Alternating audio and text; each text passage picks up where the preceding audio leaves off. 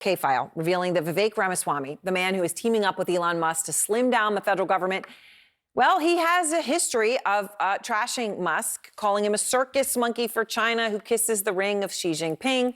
Of course, that's a very different tune than the Vivek Ramaswamy we heard today, who went out of his way to publicly praise Musk after K-File's reporting came out. I have never worked with somebody who I feel more challenged by in being surrounded by. I mean, he is somebody who's able to think outside of the box, outside of the matrix in a way that I haven't actually seen before. I've learned a lot from working with him. It is not surprising to me, having worked with him, that he's created some of the greatest manufacturing companies that America has ever seen. So that was today, and K-File's Andrew Kaczynski joins me now. Andrew, obviously that was, after you had posted online some of your reporting here. What did you find? Yeah, so we found that he has an extremely long history of attacking Elon Musk as a puppet, as subservient to the Chinese Communist Party. And look, with a lot of our stories, it's like we uncovered something that somebody said 5, 10, 15, 20 years ago. He made all of these comments within the past 2 years, many of them within the last year. And what did he say? Well, he accused Elon Musk of shaping his views, his political decisions, his business decisions, all to be subservient to China, to get tax breaks in China.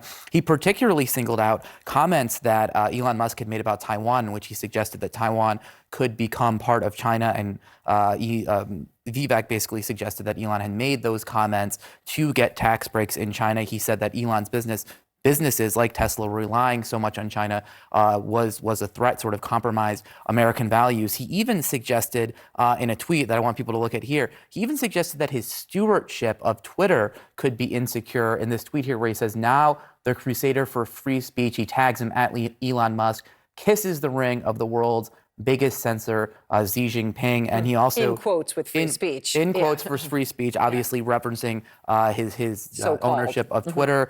And then in another tweet, he said we don't need U.S. leaders who are in quote China's pocket. That's what he said about Elon Musk. And if you think those tweets are bad, I want people to listen to here to some of those comments that he made about him. You have no reason to think that Elon won't jump like a circus monkey when Xi Jinping calls in the hour of need. Elon Musk has, I think, demonstrated his willingness to change his political tunes based on the favors that he gets to be able to do business in China. I do think it is a kinship that Tim Cook and Elon Musk probably have, is that they both bend the knee to the true overlord, which is Xi Jinping. And the thing about these comments, Aaron, that I think makes them so hard for him to walk back, besides the fact that he was saying this stuff last year, is these are sort of fair criticisms that many people have had about American companies. I mean, you're the business reporter. You probably know this a lot better than I do. But these are sort of fair criticisms about American companies that are doing business in China. And it's, I think, sort of also raises the question of here you do have somebody who, like he said in some of those interviews that we reviewed, who's so intertwined with the government contracts, government subsidies, working with the government, to now have that person in charge of cutting the government spending and government subsidies raises sort of conflict of interest questions. Well, certainly if this is somebody that you said is bending the knee to the true overlord, which is Xi Jinping, and to your point, saying this in recent months. This isn't, oh, I've changed my view. I mean, it'd be hard to make such an argument and kind of face to face. So how is he responding to your reporting? So we reached out to him for comment. I mean, you saw him there earlier praising him.